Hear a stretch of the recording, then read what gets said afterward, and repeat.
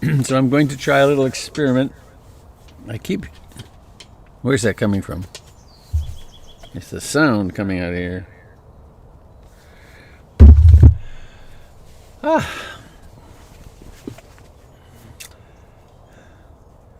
Should be official. Good morning. I'm Robert Beatty. I am that person who calls himself Robert Beatty. I am that living being who is called Robert Beatty. I'm sitting on the western shore, sort of the great continent of North America. Actually near a river that goes to another river that flows into the Great Pacific. And we're here this morning to sit together, to follow an ancient ritual of doing nothing. Or it's actually not doing nothing, but it's doing something very internal. And this broadcast is brought to you by the Portland Insight Meditation Community, an experiment in American Buddhism. And I want to experiment this morning by seeing if I can actually pull this off and play an original composition by Tim Acott, who's here on with us. This is the maple tree, within parentheses, Pizzicato. So I think it's, I'm guessing, a maple tree near Pizzicato. We can hear in a few moments. And let's see if it'll do it for me.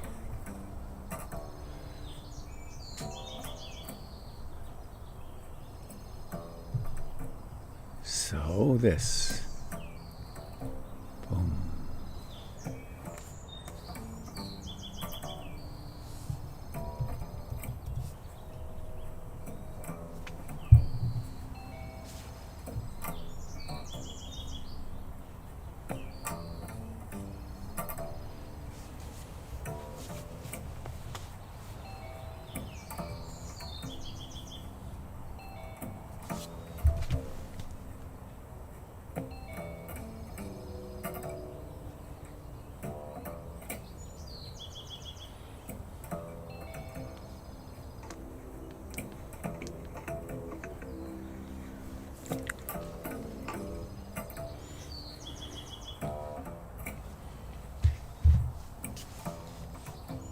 Aware of sounds coming into being, going out of being.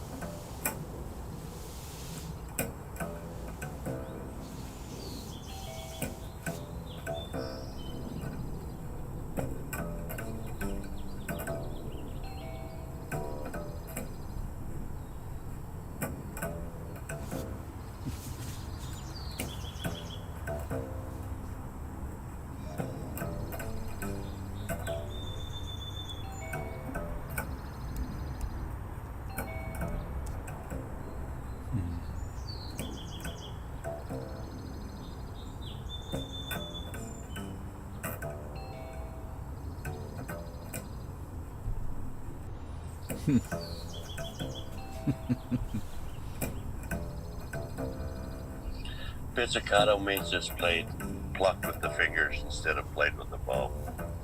Say that again, Tim? Pizzicato means that the bass is plucked with the fingers as opposed to being played with the bow, which is called arco. So that's what. I see. So it's not at all what I thought. It's not the pizza place that we shop at. No. All right. Now I'm getting other music that I don't want. Can you hear music now, or is that just here? It's you.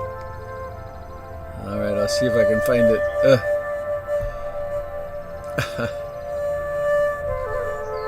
Well, that's weird.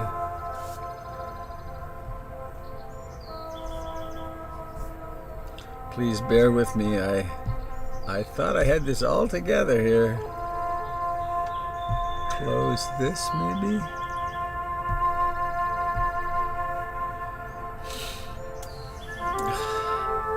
It's nice.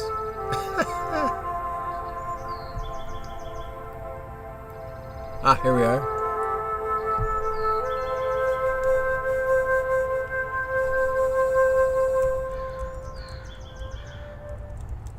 Now just do that. See what that does. Can you hear me now, please? But you don't hear music. All right. I think I was either hallucinating it or it's just on my computer. So, a poem. A poem for the morning. A few more words from Lao Tzu. Number 29 in the Hua Hu Ching.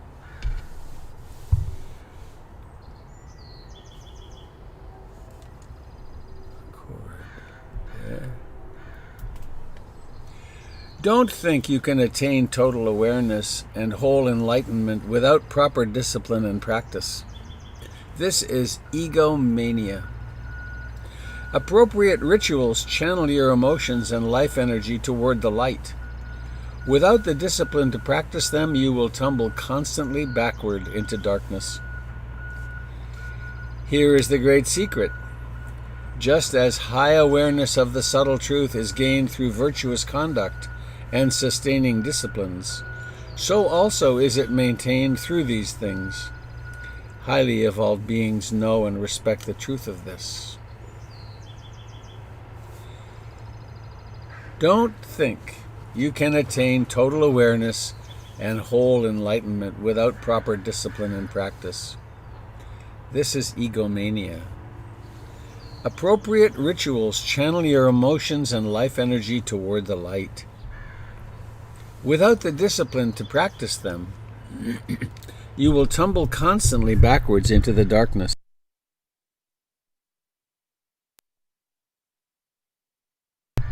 Here is the great secret. Just as high awareness of the subtle truth is gained through virtuous conduct and sustaining disciplines, so also is it maintained through these things. Highly evolved beings know and respect the truth of this.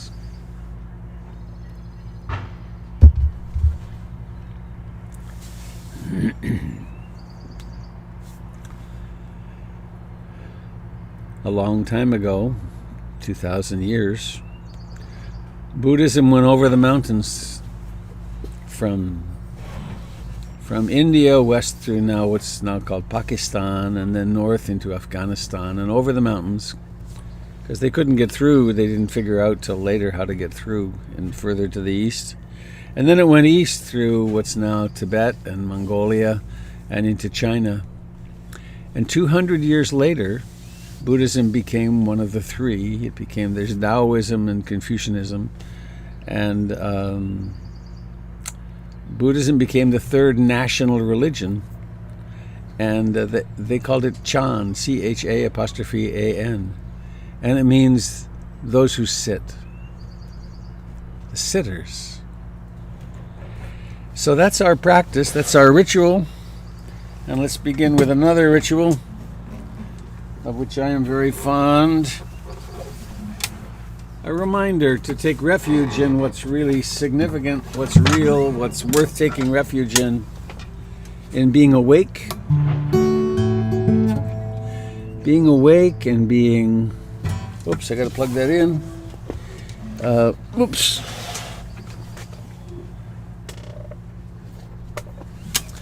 Being willing to be so daring as to accept what is, and to do it in the company of one's friends, which is us.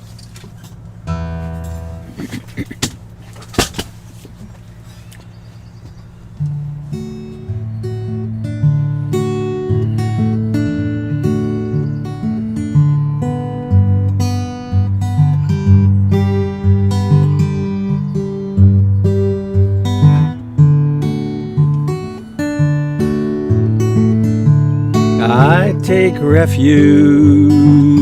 in the Buddha, the one who shows me the way in this life. Namo Buddhaya, Namo Buddhaya, Namo Buddhaya.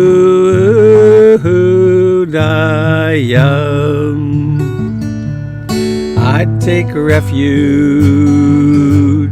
in the Dharma, the way of understanding and love.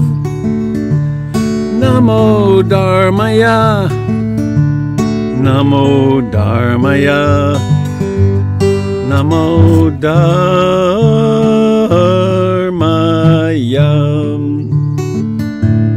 I take refuge in the Sangha, the community of mindful harmony. Namo Sanghaya, Namo Sanghaya, Namo Sanghaya.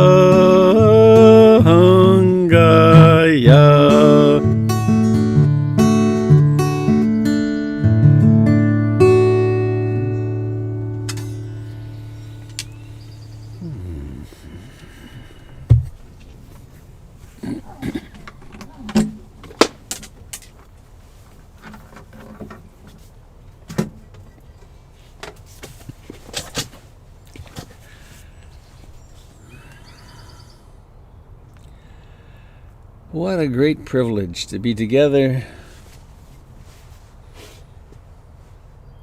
to be physically safe, to not be really sick.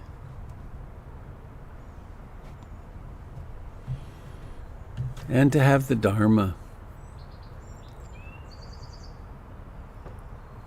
to have a practice, a worldview, a practice that actually works, that actually leads us toward greater happiness and contentment, that allows us to live well and die well.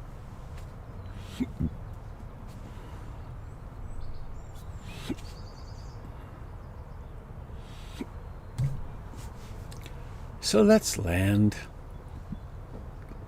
right here, wherever you are.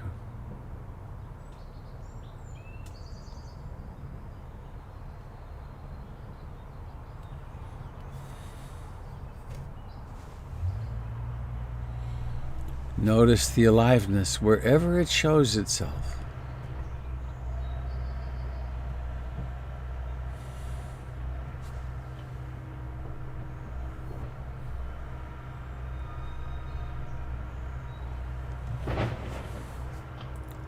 We're going to have some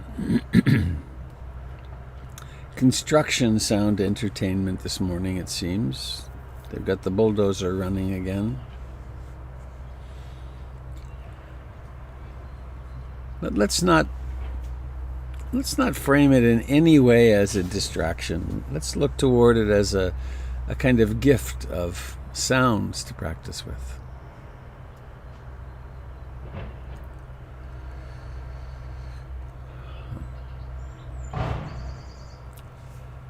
Some years ago, I was teaching a retreat in the summer at Brighton Bush Hot Springs, and they called me to say they were very sorry, but they were up against the timeline, and they were going to have very big equipment quite close to the Dharma Hall for some of the time.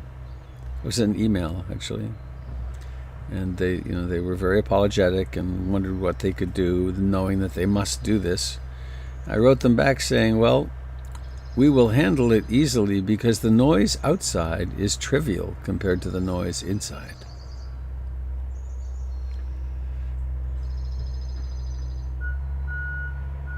Sounds. They come and they go. Just like everything else, like thoughts, relationships, nations, meals, children, pleasure and pain.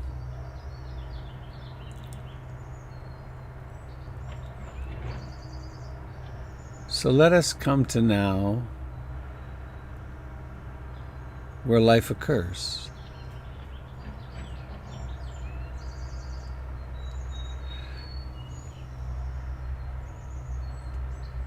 Here where there is breathing,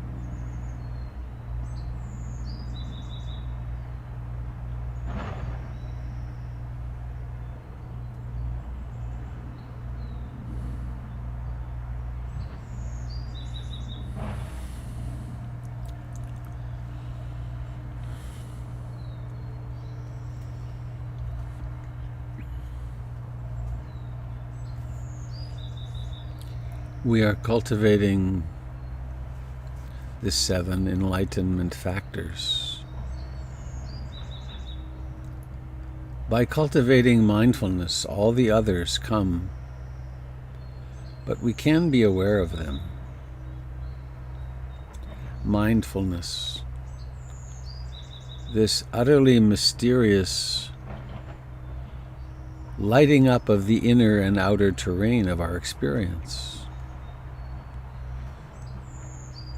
In this moment, knowing of breathing in or breathing out, or hearing, or liking or disliking.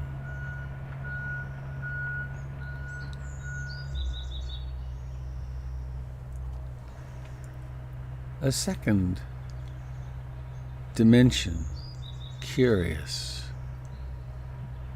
How curious is this mind right now? Would it like to just be numb and unconscious and blissed out? Or what's going on?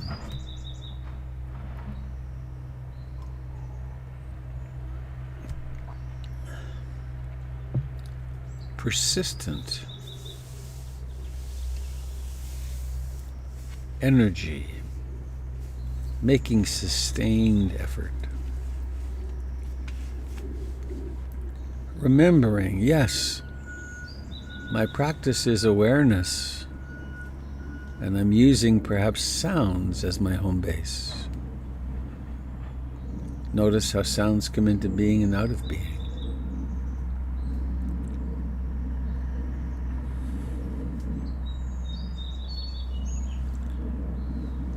Joy or rapture or delight.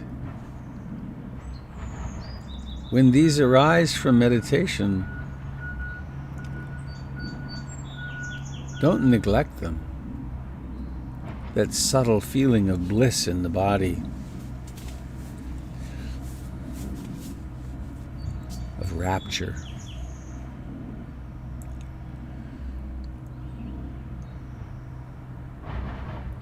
Another factor, concentration.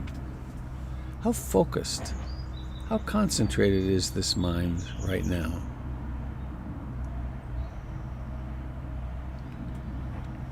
We increase concentration by becoming more intimate with experience.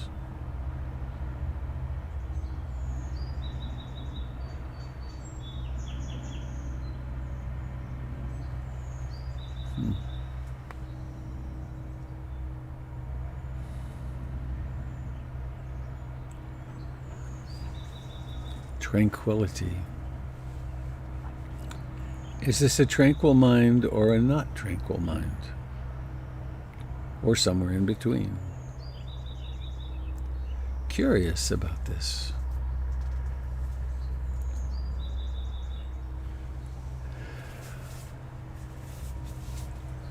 And equanimity. The capacity to receive whatever is happening, all the way from exquisite pleasure to extraordinary pain. In equanimity, there is an opening to the nature of life, which exists in polarities. And so, wide awake, we come to the present moment of sitting and breathing and being.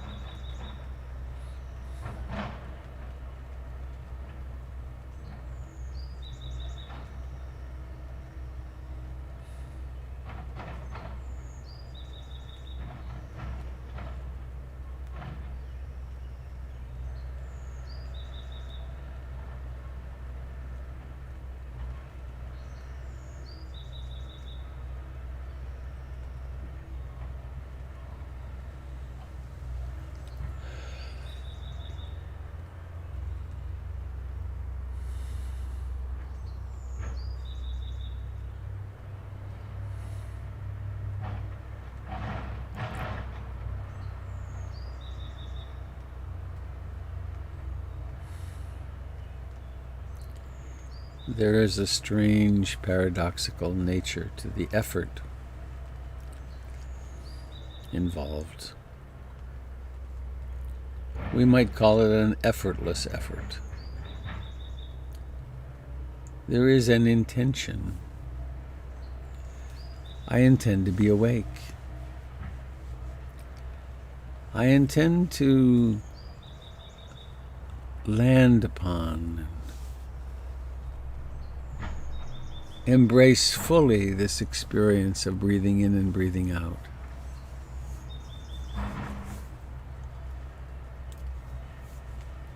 To notice how the breath comes and goes.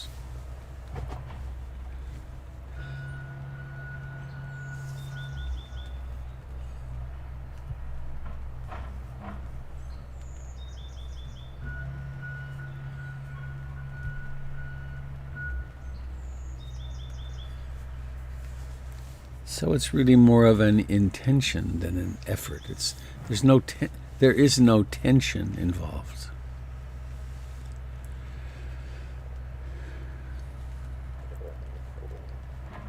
And the second intention is when awareness discovers that the mind is wandering, creating images of a fantasy past or a fantasy future, I intend to relinquish them.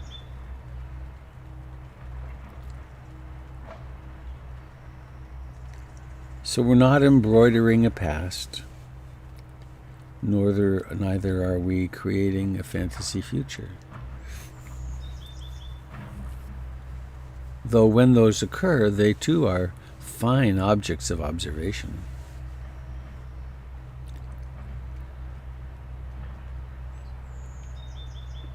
And the result is we can settle back into this present moment.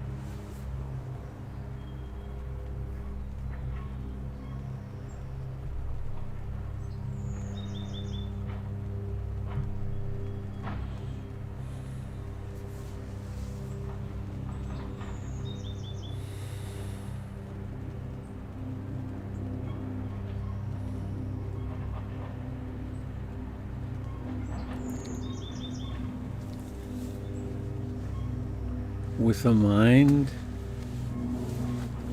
that makes bare attention contact with the sense door objects of the present moment. There is no time. There's just now.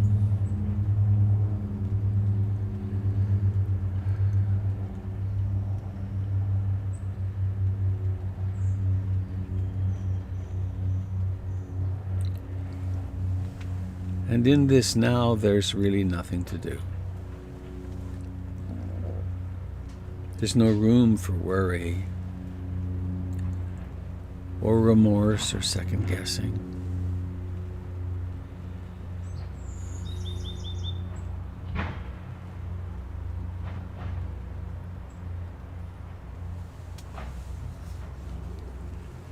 It's just the universe unfolding with knowing, presence, awareness, right here at the center of everything.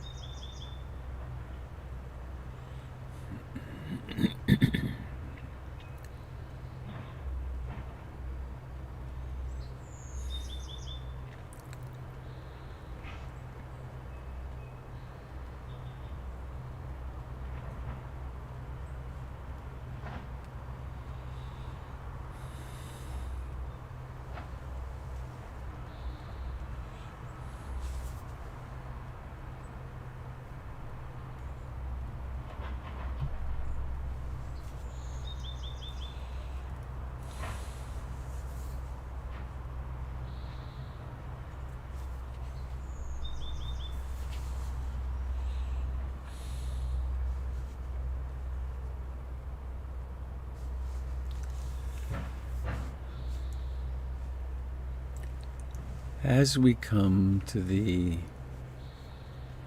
end of the time we can devote to simply being, please take stock of your experience.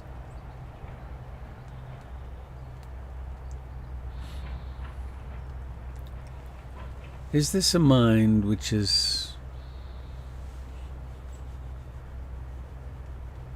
aware,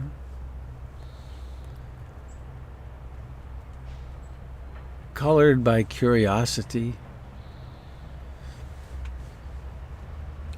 It's that question, what's going on in this moment? Is it a mind with some diligence or clarity of intention? I intend to be awake. Is there perhaps some joy or bliss or rapture or ease, even moments of it coming and going? How concentrated is the mind in this moment? Does it rest easily on the primary object, or is it jumping around a fair bit?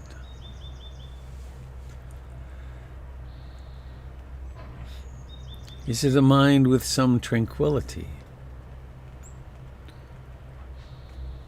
Why would I want to be anywhere else?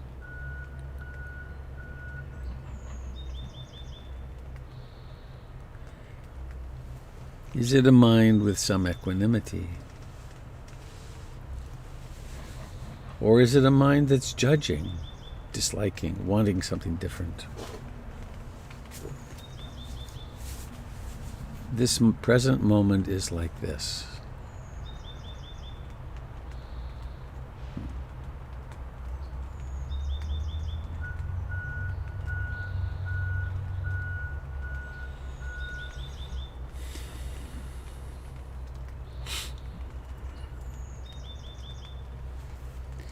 Please take a moment to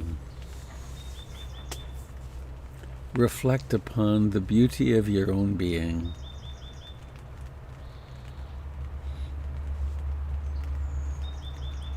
A person traveling through a human lifetime.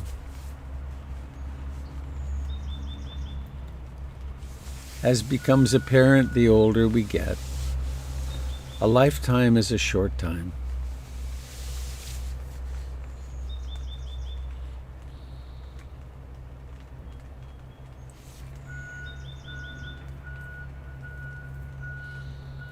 Let's make use of it now to wish each other well. Maybe to mindfully, gently allow your eyes to open and notice the seeing.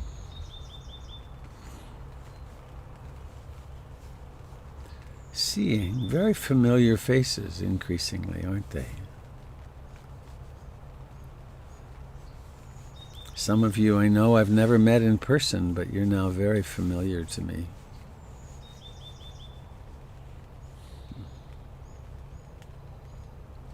Seeing and knowing what we do about life, why would we not be, why would we not love each other? Why would we not wish each other well?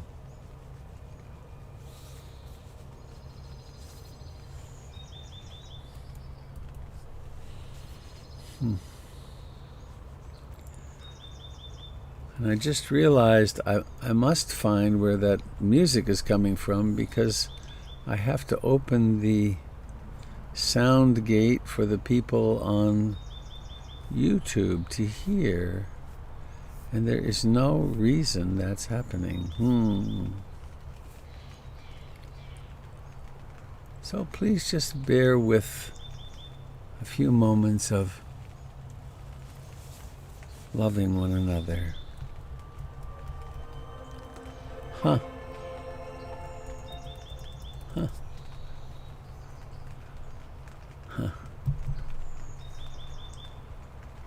Okay, I close iTunes. Quit.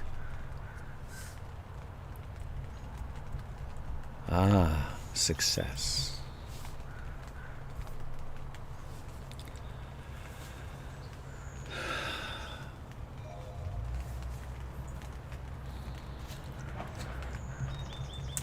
I'm having a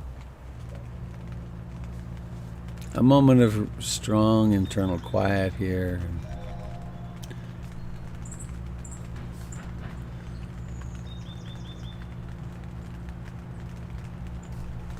It's raining, starting to rain.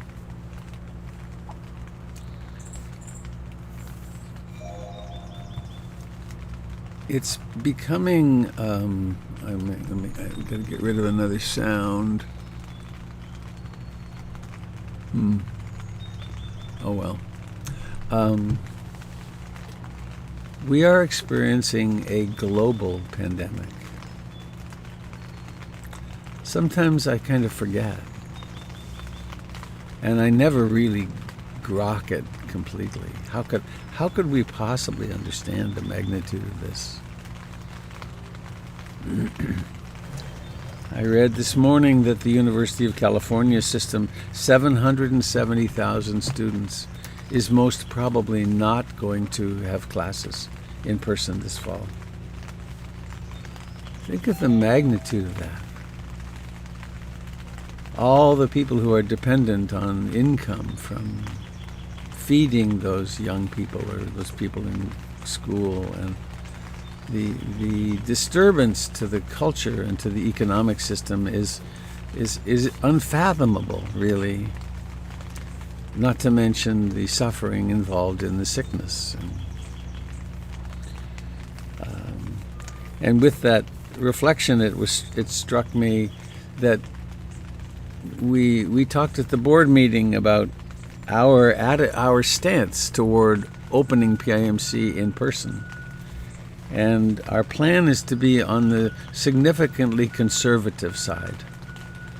That we really don't want to rush into having a few people come in. I guessed that with the Dharma hall, if we had 6-foot circles around everybody, we could have about 12 people in the Dharma hall, maybe 15. And how would you do that? How would you make sense of that? How would you organize that? So it's sobering to me. And it also brings into stark reality the importance of this way of gathering around Zoom, around the Buddha on the network, on the Zoom approach. So I'm very grateful to have this and to have you. And I'd like to invite you to participate in the financial well-being of PIMC. We're in this for the long haul. We're in this for those days, years from now, when we say, remember the pandemic? That was a really interesting, challenging time, wasn't it? So glad we came through it okay. So there's the invitation to practice dana, which is the practice of generosity, and to go to the PIMC website and find your way through the network of clicks, and to become a monthly donor or a sustaining member, be part of the stewardship circle. I always stumble over it. And my prediction is that if you haven't done that, when you do, it will feel good. I listen to NPR quite a lot, and I feel good about it that I'm a in their case, it's a sustaining member, that I'm actually supporting something that is of importance to me. I listen to it every day. So I invite you to participate in that if you're able. And if you're not, then of course you're not. In which case, how wonderful that you can be here, that we can all be here. So with that, I want to, what's the time? Oh yes, I want to open up and see how you're faring in day whatever this is of social withdrawal or whatever we're calling it. Taking care of each other through staying home. So I invite your sharing and look forward to it now.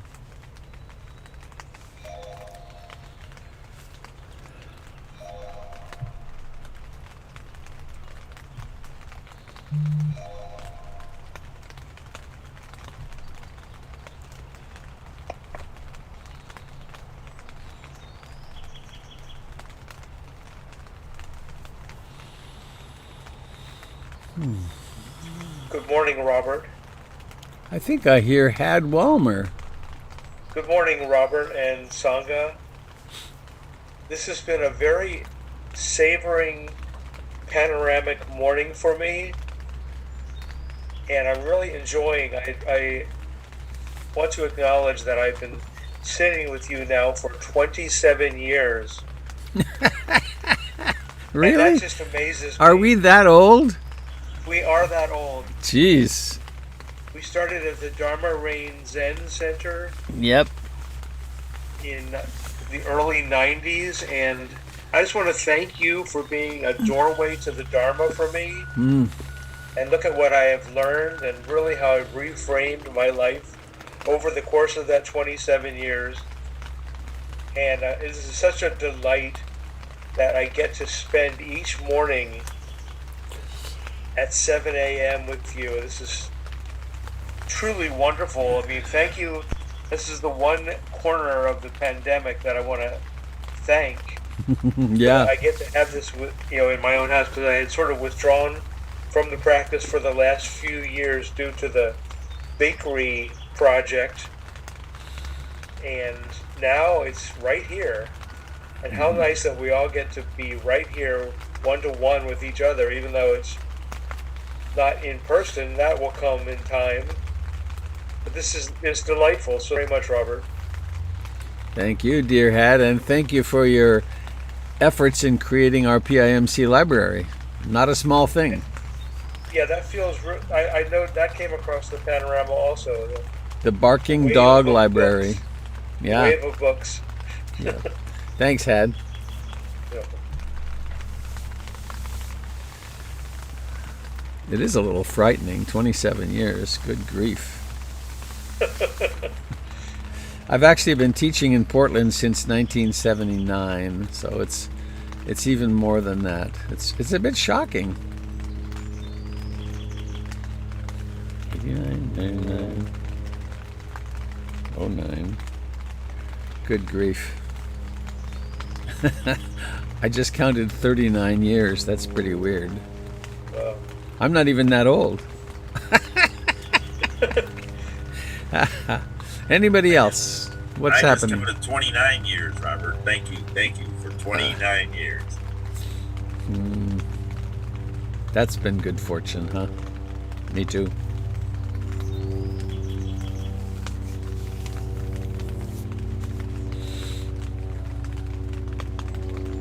I have a question for Had.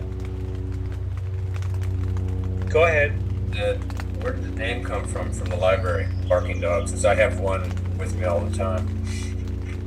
It came from the early days when we got the place on Duca Street, and we were tossing around a few names, and then I was just spending every day organizing books, and there was a dog in the backyard right next door to PIMC, and I thought, gee, Barking Dog. So it just came like that. The dog gave me the name, and I passed it to the library. So we're the Barking Dog Library. And of course it symbolizes the chatter in our mind, the barking in our own minds. And the all deep knowing metta from dogs. They love us forever. And sometimes they get vicious.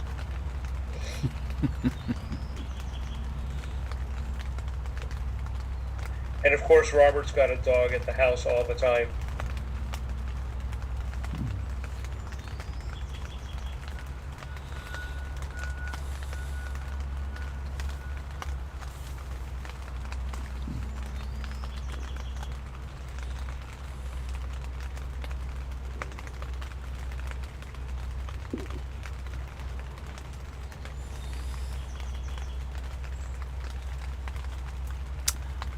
A reminder, what we're doing now is not just a chat. It's the practice of speaking and listening. And so when nothing's being said, there's no reason we can't be aware of our breathing, or aware of the sound of the rain, or aware of the pressure of the buttocks. The first time I ever taught a weekend retreat, I was terrified. And I called Ruth Dennison and said, "Oh, I don't know what to do." And she said, "Darling, just remember your sitting bones," which is a practice she would have us sit on a hardish chair or the floor. And those, there's those 2 points, they've got a name on the pelvis, that press on the floor when you're sitting up straight.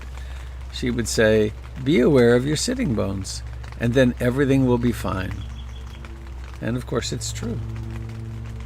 So it's the same as we're sitting here, and maybe someone will speak and maybe no one will speak, and that's just fine. It's very much like the Quakers.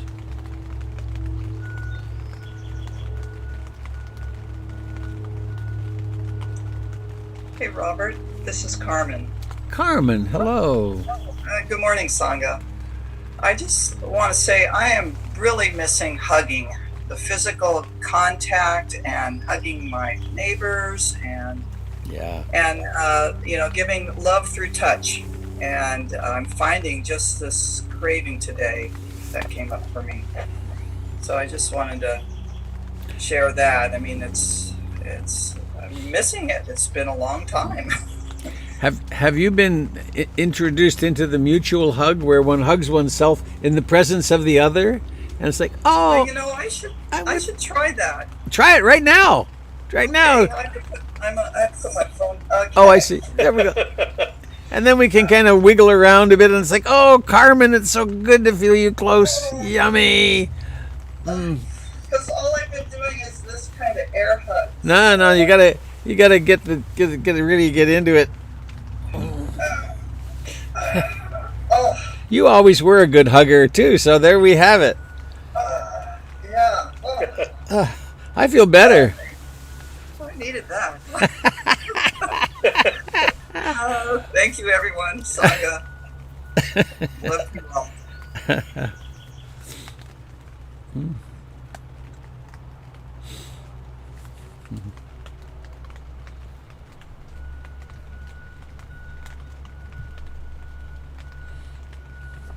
Robert, I have a thought. It's Jim. Good morning. You were talking about sounds today, Uh-huh. and mentioning that there might be some construction sounds and so on.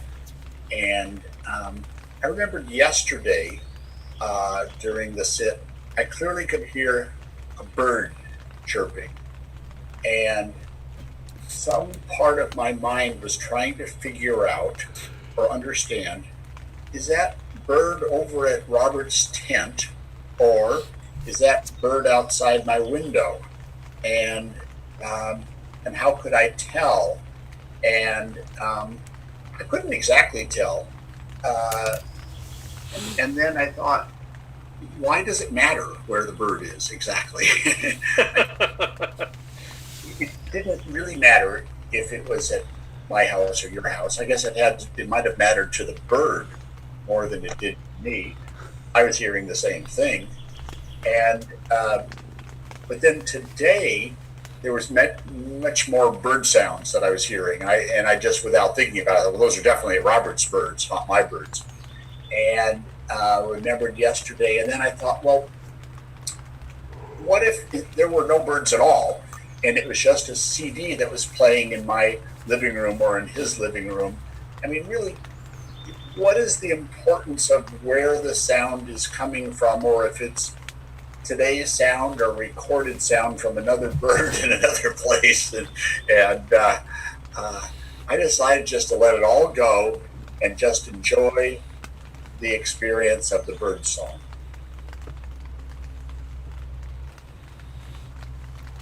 You remind me in that of a conversation I had with my teacher Munindra in India, in Bodh Gaya, on the roof of the monastery. And there were, at that time, it was very rural, but there were 3 different wedding ceremonies or something happening in the distance. And like in much of the third world, they played their music really loud, pushing the speakers till they rattled and so on. And we were there, and they were in 3 very different directions. And we stood there for quite a long time quietly, and Munindra turned to me and said, "Robert, do you hear that music outside of you or inside?"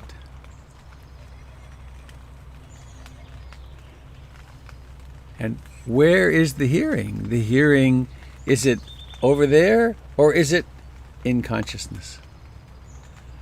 And that's a really interesting contemplation. And I've discovered that actually all experience happens ultimately in the same place. It all happens in consciousness, because that's where it's known. But we create these stories about it's over there or it's Robert's, or so you're really into some rich territory there, and obviously your curiosity is really shining, isn't it? Yes. Not just about the content, but about the very process of perception. You're really, that's a lovely thing to notice in your practice.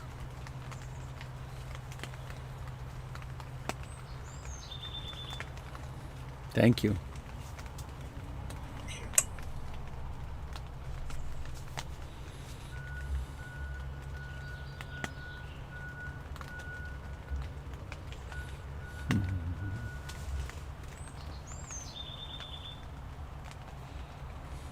I love peering into your homes. It's fun.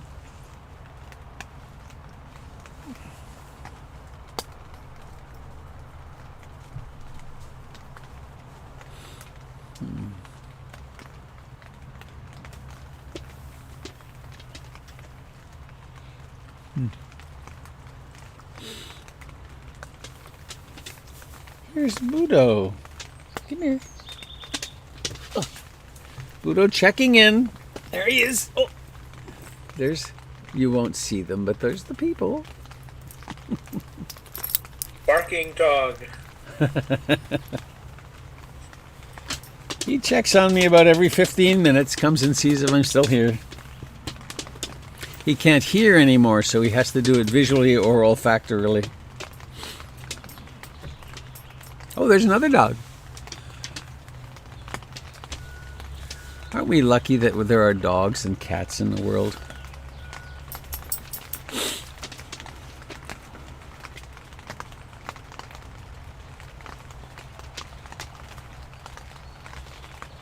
Robert? I hear a voice. It's Sarah. Sarah, hi.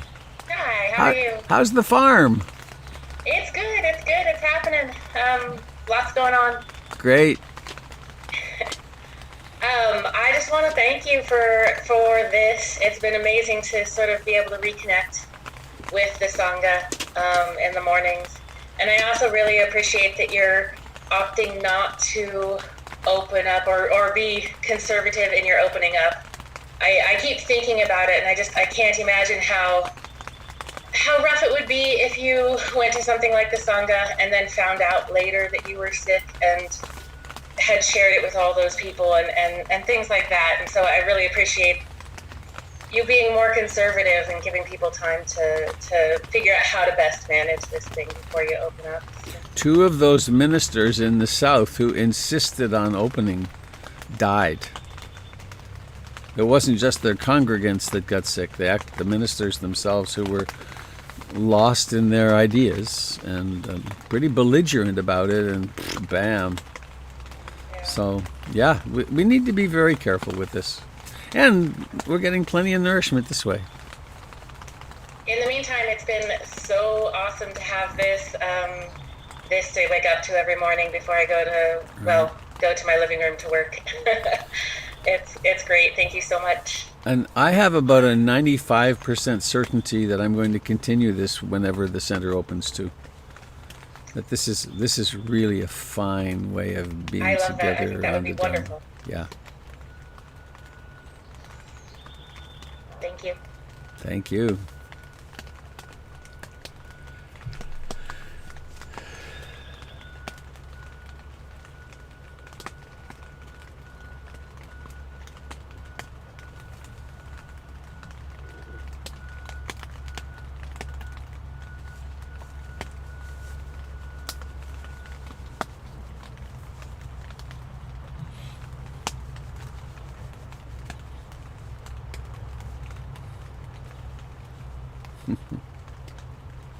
Debbie, you're graced with a little person this morning.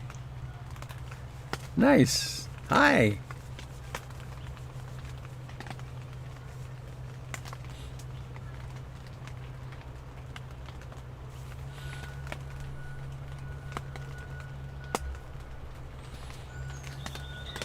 Robert. Stephanie. Hi. Feel a little, it's kind of like a loaded one. I've been listening to the talk that you posted, or that I posted Monday, the attachment one. Where the attachment with your friend, and you were discussing healthy self and attachment. Oh, you found it. Okay, good. I did found it, and I listened to it, and it's very fruitful. I know a lot of people have had tenuous relationships with parents. I know you have, and that's always something that I'm like going through and trying to figure out. In that talk, you talked about anxious parents, and I felt like I was an anxious parent with my first, with the second I wasn't. And one of the things that you talk about is if you can, or what you said that made me feel better, is if you can talk about things and apologize and bring it to the surface, then you can process in that. But with my family dynamic, that's never going to happen. Like they can't. Yeah. There's too much pain and trauma from their own past that they can't even look at. Right. Is it now just letting go of that? Like, is that the next stage? Yeah. Okay. I take refuge in the Dharma, in the way it is, and because I notice when I try to talk about my processing, it makes them defensive. yeah. Yeah. Yeah. Okay. All right. I was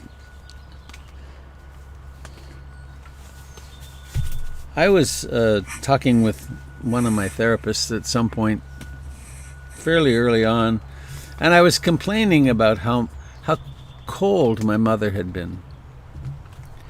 And I mean, I once figured out that my mother thought of, planned, purchased, and cooked 15,000 meals or so. Now that's a fair amount of care. And she took care of me when I was sick. She read to me, and I was an early reader. I mean, she was a fine mom. And when she was 6, her mother died in childbirth. And she, my mother, with a $5 bill pinned to her lapel, was put on a train 250 miles to Ottawa, where she lived in a convent till she was 16. And then she left there during the Depression at 16, and she supported her drunken father. That's okay. Her drunken father and her 2 younger siblings at 16. She was responsible. And the therapist just quoted that back to me, and he said, "Gosh, I wonder why she had difficulty being close and personal." And she never could deal with that. The possibility never rose out of the horizon. And so till the day she died, I was always wanting that thing from her. I wanted that kind of connection that I could have with you in a heartbeat and so many people, but she just didn't have the nerve endings for it. I'm feeling sad as I talk about it. It's still sad. Yeah. It really affected my life very deeply, and the lives of my intimate partners, and so I have this wound, but it's mine, and so I'm responsible for it. But and especially now, my parents have been gone for so long, 20 years plus. I have a lot of love for them and realization they did so well. Yeah. Given how the deck was loaded against them. Yeah. Yeah. My father once said in a very particular moment, he never said much, but he said, "Robert, we do the best we are." And they did the best they were. Yeah. And it was good enough. Here I am functioning. I'm in the world. I make a living. I'm of service to people. That's a pretty good product from them. Yeah. And look at you. You're raising these boys as consciously as you can. And well, sometimes we say, of course you have to mess them up. You have to provide some work for therapists in the future. Yes. I've done that. Yeah. Yeah. So lovely, Okay. lovely for you to reflect on that like that. Yeah. Processing all that, it's good. And be merciful with your own frailties with the boys. I mean, yeah.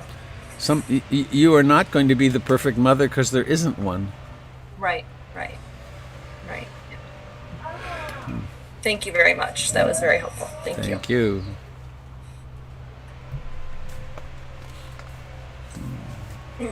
Robert. I hear a voice. Allison, I think. Yeah. No. Oh, B, hi. Hi. How nice. How lovely to be here with you. I've not spoken before, but this conversation reminded me of a story that I always hold with me, which is that I used to apologize to my children, my adult children, for things that I wish I could have done better. Mm. And one time my son looked at me with great good humor and said, "You know, Mom, when you say that, it makes me think that you think I could have turned out better." Oh, wow. I know. So I actually don't do that anymore because I don't think he could have turned out better. I think it's wonderful. But it was just interesting. That's fascinating. Yeah. Huh. Thank you for that. Thank you for this. Yeah, I'm glad to hear from you. Yes, it's. I've loved listening to everyone speak, and I'm often quite a talker, but it's been for me a good practice to be a listener in this process. appreciated everything that everyone said and appreciated the chance to be here from the Skagit Valley, so I wouldn't be here. God, there's a crowd of you. There's a crowd of you up in Skagit Valley. It's a crowd. We know each other and are happy to be here. Thank Wow. Lucky you living there. you. Very lucky. Very lucky. Thanks. Thank you. I'm going to remember that. That's very interesting. Huh. If I'd been a better parent, you would have been okay. I'm so sorry I ruined your life and made you an impossibly hopeless person. Oh dear. I'm going to have fun with that. Woo! A little teary. Oh, my dog came to check on me. Maybe he heard that.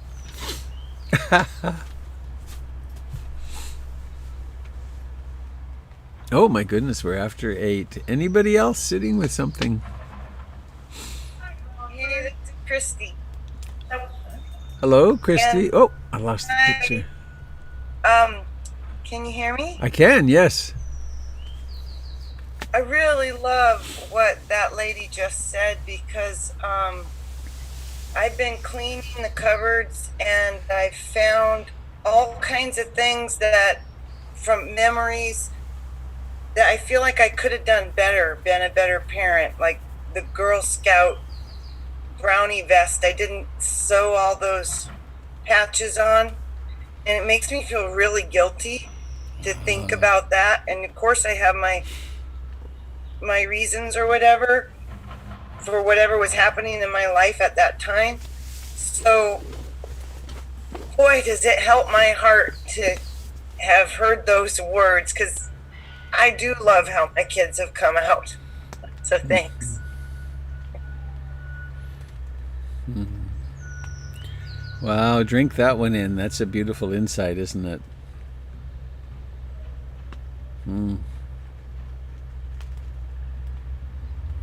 Robert, it's Joan, sure. Hello, Joan. It was a great talk, but I just, on Sunday when you talked about the two brothers, and this too shall pass, and I'm thinking how wonderful this time is, and I don't want it to pass. How do we hold on to the good times and let the bad times pass? I think we just keep having good times. That's good.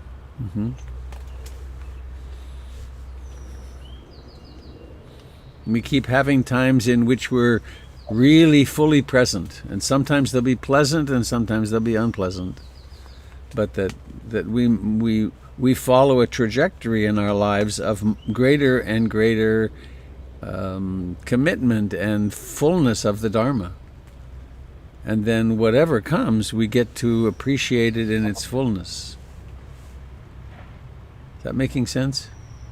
Yes, thank you. I'll reflect on that. I mean, when I look at what happens in my life now, I live 1,000 times as much, and I don't think I'm exaggerating in that. I live about 1,000 times more aliveness per day than 20 or 30 years ago I lived in weeks, because I'm here.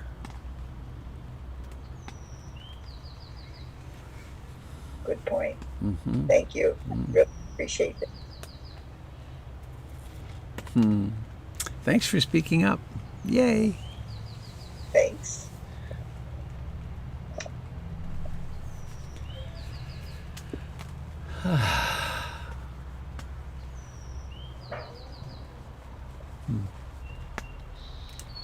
Well, perhaps it's time to go.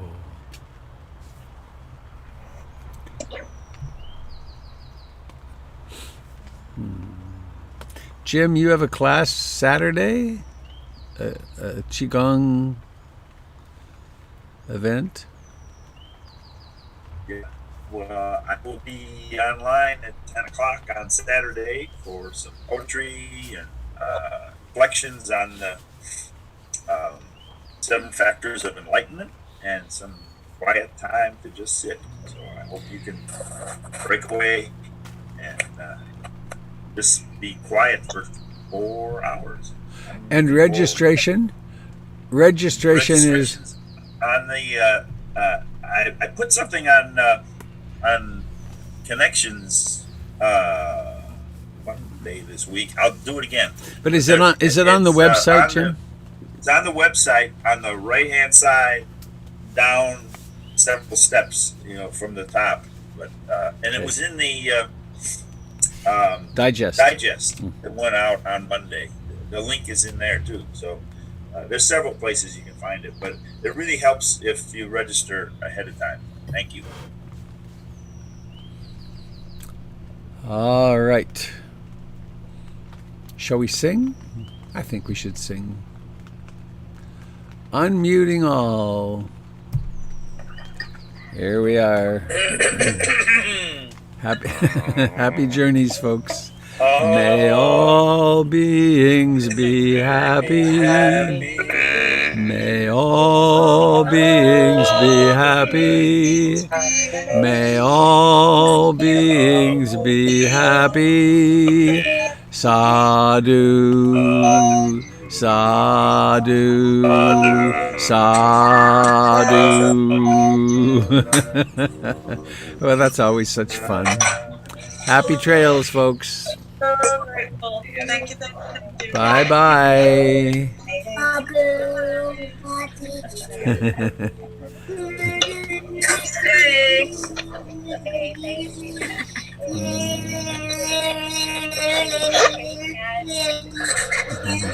Bye, Jim. Bye. See you later. Have a good day. Robert, I'm going to contact you about your garden morning. I'll call you. Oh, who's speaking? That was Connie. Connie. Oh, great. Thank you. Okay. I'll await your call. Thanks. Bye. Okay. Bye. Bye-bye, everyone. So long.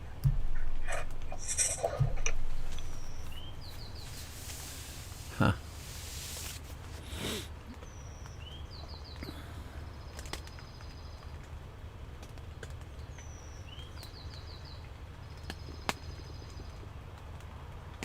Goodbye, dear friends on Facebook and YouTube.